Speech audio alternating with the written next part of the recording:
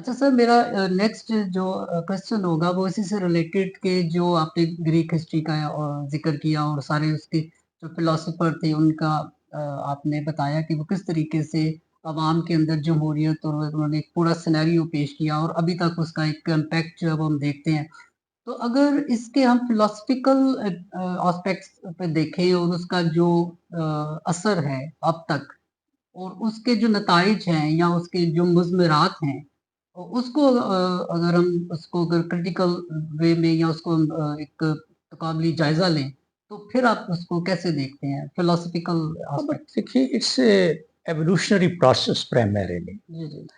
अब दुनिया के बड़े फिलासफर में यूनान से ही शुरू होते हैं। जी, जी। और हम अगर अरिस्टोटल को लें तो उन्होंने इसको अपनी बुक पॉलिटिक्स में बयान किया है। डेमोक्रेटिक सिस्टम के पब्लिक ओपिनियन प्राइमरीली होनी चाहिए, डायरेक्ट उसकी इन्वॉल्वमेंट होनी चाहिए। दुरुस्त। और वो जैसे मैंने पहले भी कहा कि जी, वो एक जगह इकट्ठे होके एल्डर्स हों या ज़्यादा लोग हों, मेजॉरिटी ऑफ द पीपल, और वहाँ फिर वो फैसले करते थे। एथेंस जी, एक स्टेट थी। स्टेट थी, बिल्कुल। लेकिन अरिस्टोटल ने भी एट ए स्टेज इसको एक्नॉलेज किया कि ये सिटी स्टेट के लिए तो एक परफेक्ट फॉर्म ऑफ गवर्नमेंट है। ठीक। लेकिन जब स्टेट्स ज़्यादा हो जाएंगी या हुँ, मुल्क बहुत बड़े बन जाएंगे या रूरल तो एरियाज़ में हाँ, तो जी, उसमें फिर ये थोड़ा सा हो मुश्किल सकता है कि होगा। डिफरेंट सिनारियोज सही, बनते जाएं। ठीक। फिर बहुत बड़े एक पॉलिटिकल फिलासफर जॉन लॉक थे, जी, जी। और उनने पहला एक सोशल कॉन्ट्रैक्ट थ्योरी दी, हुँ, हुँ। जिसका कंसेप्ट ये था कि जी, will of the people is supreme. हुँ, हुँ। People citizens are supreme. ठीक। कोई भी गवर्नमेंट फॉर्मेशन में या स्टेट लेवल पे कोई भी डिसीजन होना है जी, जी। तो उनकी राय को सबसे ज्यादा अहमियत मिलनी चाहिए। और उनकी किताब का नाम है टू ट्रीटाइजेस ऑफ गवर्नेंस ठीक, ठीक। And government. हुँ, हुँ। उसमें उनका आर्गुमेंट यही था जी। कि रिप्रेजेंटेटिव डेमोक्रेसी वो हो सकती है जो अथॉरिटेरियन ना हो, हुँ, हुँ। और जिसमें पब्लिक को ठीक, उनकी कॉन्सेंट के साथ गवर्नेंस की जाए, कॉन्सेंट के साथ गवर्नमेंट बनाई जाए। ठीक। विल ऑफ द पीपल सबसे सुप्रीम है। सुप्रीम है। ठीक। फिर जॉन जैक रूसो, अगेन उनका बड़ा एक सोशल कॉन्ट्रैक्ट, उन्होंने फर्दर इसको कहा कि जी, ट्रू डेमोक्रेसी जो है वो तभी हो सकती है कि सिटीजन्स का डायरेक्ट रोल हो इन गवर्नमेंट फॉर्मेशन। ठीक, सही। तो उस जमाने में पॉसिबल भी था कि गवर्नेंस में भी रोल हो, फॉर्मेशन ऑफ गवर्नमेंट में भी रोल हो। ठीक। बट उन्होंने भी एक्नॉलेज किया कि जब ये सिस्टम डेवलप होगा, जी, स्मॉल स्टेट्स से बिगर स्टेट्स बनेंगी, लार्जर स्टेट्स बनेंगी, जी। या कुछ स्टेट्स जम हो जाएंगी, तो फिर इसको एक डिफरेंट पर्सपेक्टिव में देखना पड़ेगा, और सोशल कॉन्ट्रैक्ट थ्योरी जो है उसको मजीद अंदाज में देखना जी, तो पड़ेगा। इसकी प्रैक्टिकल शेप भी उस वक़्त आई थी, उन्होंने जी हाँ, स्ट्रक्चर भी उन्होंने दिया था। एग्जैक्टली, जी, बिल्कुल। ठीक। फिर मॉन्टेस्को एक थे फ्रेंच पॉलिटिकल फिलासफर, जी, उन्होंने सेपरेशन ऑफ पावर का दिया। अच्छा, ठीक। उसका भी मकसद ये था कि कंसंट्रेशन पावर ना हो, वो किंग है, क्वीन है, कोई और पॉलिटिकल पावर है, तो जी, सारी पावर उसमें ना कंसंट्रेट हो जाएं। जी, जी। उन एग्जेक्टिव, लेजिस्लेटिव हुँ, और जुडिशरी का दिया। ठीक। और अमेरिकन कॉन्स्टिट्यूशन जो है वो तो बना ही उसी के उसी बेसिस बेस पे पे, है, ठीक, ठीक। अभी तक मतलब वैसे ही है। एग्जैक्टली ठीक, इसी तरह है। सही, और फिर सही। बाद में दुनिया में भी सेपरेशन ऑफ पावर हुँ, शुरू हो हुँ, गई, ठीक। यानी जुडिशरी का अलहदा इंडिपेंडेंट शोबा हो गया, एग्जेक्टिव अलहदा हो गई, मीन्स के और किंग भी जो लेजिस्लेटिव है अलहदा हो गई। माज़रत के साथ कि किंग वो भी अकाउंटेबल है जुडिशरी के आगे, तो उस दौर में भी ये फिलॉसफी वो हाँ, ये ये एक उन्होंने दिया डेफिनेटली था। है जी, इन सर्टन थिंग्स। जी। वैसे तो देखते हैं कि ना, यूके में तो है कि queen can do no wrong. हुँ, हुँ, वो ठीक। इसलिए है कि उनको ट्राई नहीं किया जा सकता। हुँ, हुँ, पॉलिटिकल एग्जेम्पशंस भी हासिल होती हैं, ठीक। मुख्तलिफ प्रेसिडेंट्स को हासिल होती हैं, प्रेसिडेंट जी, ऑफ अमेरिका को भी जैसे है, बाकी प्रेसिडेंट्स को भी हैं जी, जी। अंडर द हुँ, constitution, specially during their tenure. Tenure के दौरान, उसमें ठीक, सही। तो क्वीन चूंकि वो तो फॉरएवर होती है, जिंदगी फॉरएवर है। में जब एक दफा बन अब जाए तो किंग फिर हैं हाँ, उस वक़्त तो वो किंग या क्वीन जी, तो कॉन्स्टिट्यूशन के बारे में स्लोगन है कि हम्म, queen can do no wrong, ठीक, क्योंकि उसने हर चीज़ फैसला कानून के मुताबिक करना है, मोस्ट प्रोबेबली या पार्लियामेंट की मर्जी से करना है। ठीक, और नंबर 2 ये कि उनको चूंकि एक एग्जाम्पशन भी हासिल है, तो इस वजह से queen can do no wrong. ठीक, फिर उसके बाद टर्कोविल था, उसने अमेरिकन डेमोक्रेसी के बारे में,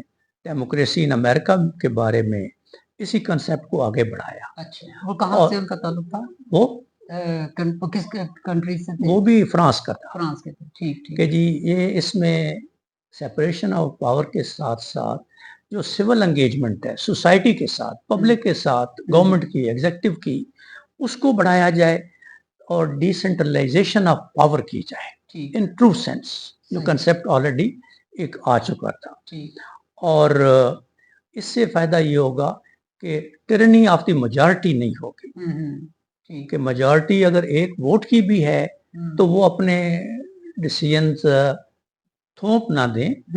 जो एक वोट के फर्क से अपोजिशन है उसकी भी से हो। ठीक, ठीक, कॉन्स्टिट्यूशन कोई अमेंडमेंट है, कोई और तब्दीली है मुल्क में आती है, जी, तो जी, उसमें उनका भी हिस्सा होना चाहिए। ठीक, फिर जॉन स्टुअर्ट मिल की एक बुक है on liberty, liberty and considerations on representative government, ये भी बड़ी मशहूर है। इसमें उन्होंने इंडिविजुअल लिबर्टी के साथ वेलफेयर स्टेट का कंसेप्ट बोला है। ठीक, स्टेट में फ्रीडम ऑफ स्पीच हो, एजुकेशन हो, यूनिवर्सल एजुकेशन, सबके लिए तालीम बराबर उनका राइट है। अच्छा, ये थोड़ा सा इस्लाम के साथ भी इसके और मिल रही है। हाँ हाँ, डेफिनेटली नजर आ रहा है इसमें जी। वो उस पे भी हमारे थिंकर्स ने भी तकरीबन यही है जी, और हमारे खुलफाए राशिदीन का तो आपको पता ही है कि मस्जिद में बैठ के वो फैसले होते थे। लेकिन जो मुस्लिम स्टेट भी जब बहुत बड़ी हुई तब जाके कोई मसाइल भी आए, वरना तो खुलफाए राशिदीन के ज़माने में तो सारा ही बिल्कुल, क्योंकि स्टेट भी ज़्यादातर मक्का और मदीना में थी। फतुहात हुई, लेकिन उन फतुहात में भी इतनी वो नहीं थी, गवर्नर भी वहीं से जाते थे और एक slightly you can say centralised, और गवर्नर जो है वो जवाबदेह भी होते थे। जवाबदेह भी कुछ चीजों में जवाबदेह होते थे, कोई कंप्लेंट आए तो, अदरवाइज तो इंडिपेंडेंट ही होते थे, बाख्तियार थे अपने। जी हाँ। तो खतूत भी हैं, हजरत अली के भी खतूत हैं, बड़े मशहूर हैं कि जिन्होंने जो इजिप्ट के उसमें गवर्नर को लिखे थे, तो उनकी भी एक वैल्यू है, वो गाइडिंग लाइंस हैं बुनियादी तौर पे। वो गाइडलाइंस बेसिकली इस्लामिक वैल्यूज पे ही बेस्ड थी। जैसे चार्टर ऑफ मदीना था, उसमें भी आप देखें ना कि एक लिबर्टी नजर आती है। उसमें कोई वहाँ यहूदी भी रहता है तो उनको उन पे पाबंदियां नहीं थी, अनलेस जब उन्होंने कोई गद्दारियां स्टेट के खिलाफ शुरू की तो फिर आया। तो इसमें से जो मगरिब के हैं फिलोसोफर और जो थिंकर्स हैं, उन्होंने भी उसमें से कुछ चीजें ली और इम्प्लीमेंट की। नहीं, डेफिनेटली ली। इस्लामिक कंसेप्ट तो है ही था, देखे ना शुरू ही वो डायरेक्ट डेमोक्रेसी से होता है। के बारे में हाँ, भी बात होती है तो लेकिन चूंकि वेस्टर्न मीडिया ये दुनिया देखती है हमेशा डेवलप्ड कंट्रीज की तरफ।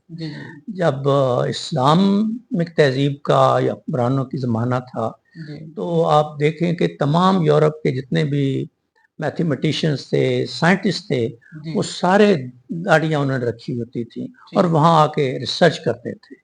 बगदाद की लाइब्रेरी पूरी दुनिया में मशहूर थी। सिस्टम ऑफ गवर्नमेंट, ये ऑनेस्टी, ये कल्चर बेसिकली तो उन्होंने यहाँ से ही सीखा लिया था, यहाँ से। बिल्कुल बिल्कुल दुरुस्त फरमाया। और चूंकि हमारा तो दीन ही मुकम्मल ज़ाब्ता हयात है, दीन ही फलसफा है, इस्लाम ही एक फलसफा है।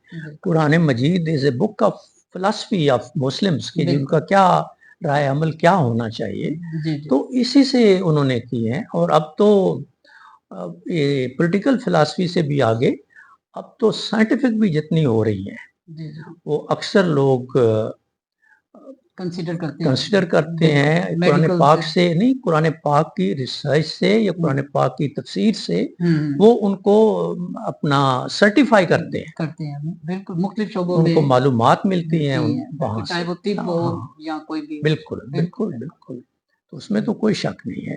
तो हम बात कर रहे थे ये जो पॉलिटिकल फिलासफर्स हैं, ये बेसिकली दुनियावी लिहाज से हैं। इस्लाम के अपने पॉलिटिकल फिलासफर्स हैं, उन्होंने कोई कमी नहीं छोड़ी हुई, लेकिन चूंकि निज़ाम, ये डेमोक्रेटिक निज़ाम को नाम ही यूरोपियन या ग्रीक से आया है, और फिर एम्फेसाइज यूरोप ने ज़्यादा करना शुरू कर दिया, और मुस्लिम स्टेट्स में फिर किंगशिप का वो है, वो भी देखें ना इस हद तक है कि जो खलीफा हो या किंग हो, वो इतना नेक होना चाहिए कि जुमा की नमाज वो खुद पढ़ाए। ठीक, सही। हमारे दीन में है। लेकिन अब आहिस्ता आहिस्ता फिर कुछ चीजें ऐसी हो रही हैं, मैन ऑफ प्रिंसिपल वो कहा जाए। हमारे अगर देखे जाए तो मोरक्को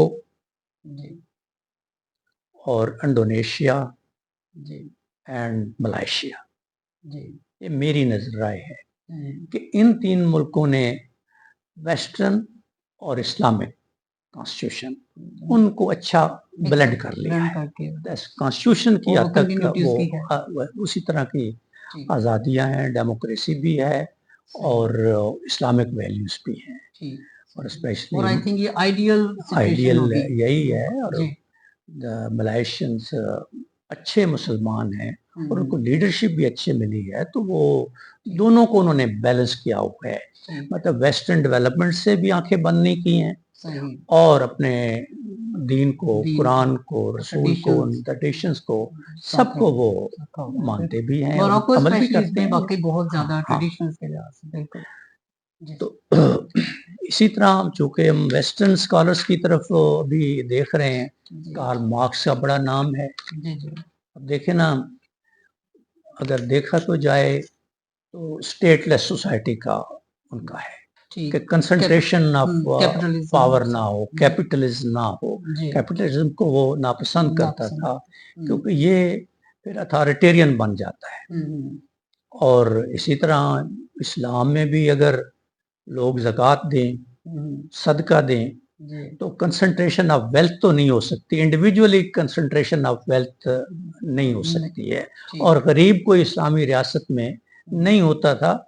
खलीफा भी उसी तरह का रहन सहन होता था जिस तरह के एक आम आदमी का है, और वो ऐलान भी करते थे जाके। जो गवर्नर भी लगते थे कि जी मैं यहाँ आया हूँ, गवर्नर लगा हूँ, तो मैं एक घोड़ा, एक तलवार और ये लेके आया। ठीक, असासे शो करना जिसे कहते हैं, और पब्लिकली जहाँ लोगों को जो उस वक्त शायद वो मुसलमान नहीं भी होते थे उनके सामने। सही। इसी तरह तारिक ज़ियाद का मशहूर है कि वो जब स्पेन फतह किया तो उन्होंने ये ऐलान किया कि जी ये चीज़ें मैं लेके आया हूँ, कश्तियाँ हमने वैसे ही जला दी हैं, तो ये मेरे पास है। सही।